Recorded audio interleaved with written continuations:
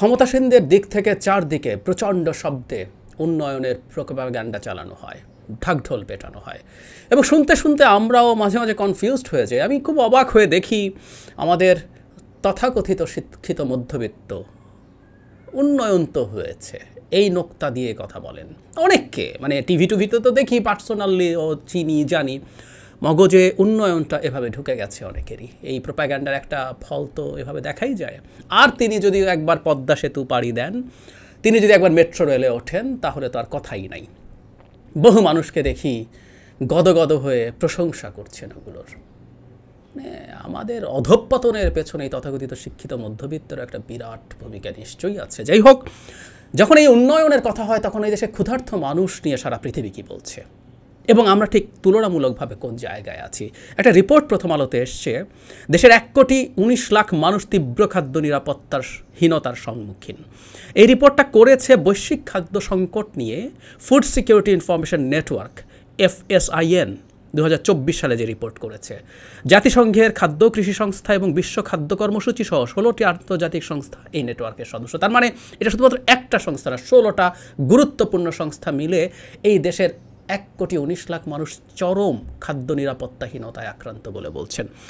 আমি সবসময় একটা জিনিস পছন্দ করি, টু কম্পেয়ার আমরা কোন জায়গায় আছি। যেহেতু প্রচুর উন্নয়ন করা হয়, আমি ওদের ওয়েবসাইটে ঢুকলাম, তারা যেসব দেশ নিয়ে স্টাডি করেছে খেয়াল করে দেখুন, মূলত আফ্রিকার দেশ, আফ্রিকার যেসব দেশ নিয়ে স্টাডি করেছে রং দিয়ে দেখানো আছে, মন দিয়ে ম্যাপটা দেখুন, মূলত আফ্রিকার দেশ।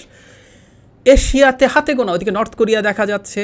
আমরা যদি আমাদের এই অঞ্চলের কথা দেখি তাহলে দেখুন, মিয়ানমার, লাওস, বাংলাদেশ, পাকিস্তান, আফগানিস্তান এবং কিরগিজস্তান, শ্রীলঙ্কা। মানে খেয়াল, আমরা দক্ষিণ এশিয়া আর একটু চলে আসি যদি স্পেসিফিকলি।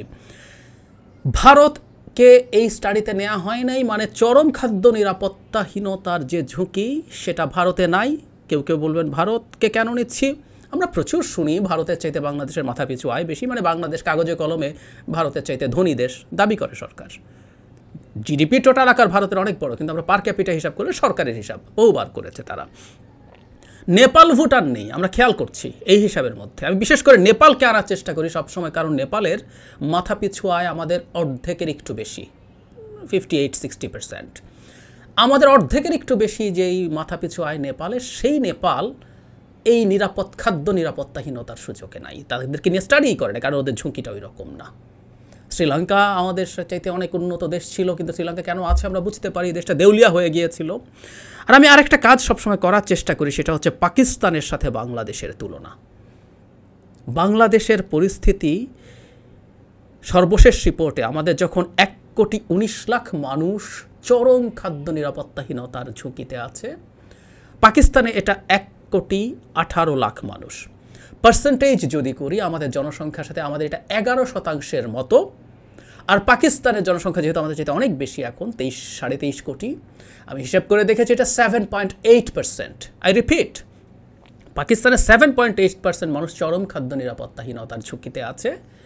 এখনও সংখ্যা, ওদের জনসংখ্যা এত বেশি হওয়ার পরও সংখ্যাগতভাবে আমাদের চাইতে 10 লাখ এরপরও কম আছে, কিন্তু আমরা যদি জনসংখ্যার হার চিন্তা করি তাহলে এই রকম। এবং আমি যদি এই দুটো ডেটাকে তুলনা করি পার্সেন্টেজকে, তাহলে ওদের যে খাদ্য নিরাপত্তাহীনতার হার সেটা আমাদের 2/3 মতো, মানে আমাদের এতটাই কম তাদের। এই পাকিস্তানি নানা ক্ষেত্রে আমরা ব্যঙ্গ বিদ্রুপ করি, পাকিস্তানের অর্থনৈতিক সংকট আছে ইত্যাদি ইত্যাদি, ওদের ডলারের বিপরীতে টাকা, ওদের রুপির মূল্যর চরম পতন আছে, তারপরও খাদ্য নিরাপত্তাহীনতার যে সূচক, যে পরিস্থিতি, আমাদের চাইতে তারা ফার বেটার আছে। ওই যে বলছিলাম আমরা খুব উন্নয়ন করি, অথচ আমাদের চারপাশেও আমি বহুবার ব্যবহার করার চেষ্টা করেছি, আমরা এগুলোতে খুব বেশি মন দেই না। বাংলাদেশ ব্যুরো অফ স্ট্যাটিস্টিক্স বা BBS কিছুদিন আগেই একটা রিপোর্টে জানিয়েছে, তাদের একটা ডেটাতে আমরা পেয়েছি, এদেশে 26% মানুষ খাবার কেনার জন্য ঋণ করে। 26%, ইটস এ হিউজ নাম্বার।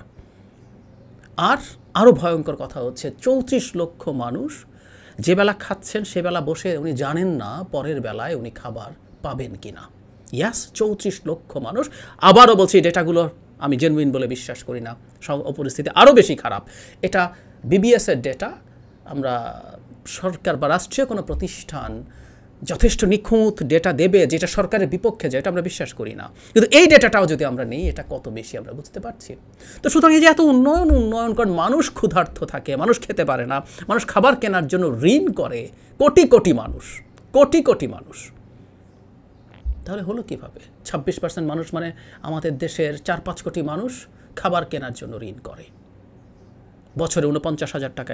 এই ডেটাটাও পাওয়া গেছে। ঋণ করে শুধু খাবার কিনতে হবে এই কারণে। যদি তাই হয়ে থাকে, কোথায় উন্নয়ন? কোথায়? মানে আমরা যারা উন্নয়ন তো হয়েছে এই আলাপটা দেই, তাদের কি মারাত্মক, মানে যাদের ধান্দাবাজি নাই, কারো কারো তো ধান্দাবাজি আছে, উন্নয়ন তো হয়েছে বললে সুবিধা আছে যদি কিন্তু দিয়ে এই সরকারকে ক্ষমতায় রাখার চেষ্টা। কিন্তু যারা ওইটা রাখছেন না, হালুয়া রুটি নিয়ে খুব বেশি মাথা ব্যথা নাই, তাদের কী পরিমাণ কগনিটিভ বায়াস। আমাদের চারপাশেই এই পরিমাণ ডেটা আছে, ইনফরমেশন আছে, যেটা দিয়ে আমরা ক্লিয়ারলি বুঝতে পারি এই দেশটাকে কত নোংরা জায়গায় নিয়ে যাওয়া হয়েছে। ওই যে বললাম যে আমাদের অর্ধেক মাথাপিছু আয়ের নেপালকে কনসিডারেশনে আনে নাই, নিরাপত্তাহীনতার বিবেচনায় আনে, কারণ ওখানে নিরাপত্তাহীনতা নেই। ভারতের অনেক সমালোচনার পরও, অনেক ডিসপ্যারিটির পরও তাদের মানুষের খাদ্য নিরাপত্তাহীনতায় চরমভাবে পড়তে পারে, এই ঝুঁকি তারা নেই মনে করছে। মিয়ানমার এসছে, মিয়ানমার আসলে গৃহযুদ্ধ না থাকলে হয়তো মিয়ানমার আসতো না, আর আফগানিস্তানের কথা বলাই বাহুল্য। আমরা এই দেশগুলোর কাতারে আছি। ওইদিকে সিরিয়া আছে, ইয়েমেন আছে, মানে এশিয়ার কথা যদি বলে, আফ্রিকা তো পুরোটাই আছে, নর্থ কোরিয়া আছে, আমরা ওই দেশগুলোর কাতারে আছি। অথচ এখানে একটা স্টেবল উন্নয়নের সরকার ক্ষমতায় আছে 15 বছর, ওরা আরও থাকছে, এবং তাদের প্রোপাগান্ডা আমরা বসে বসে গিলছি।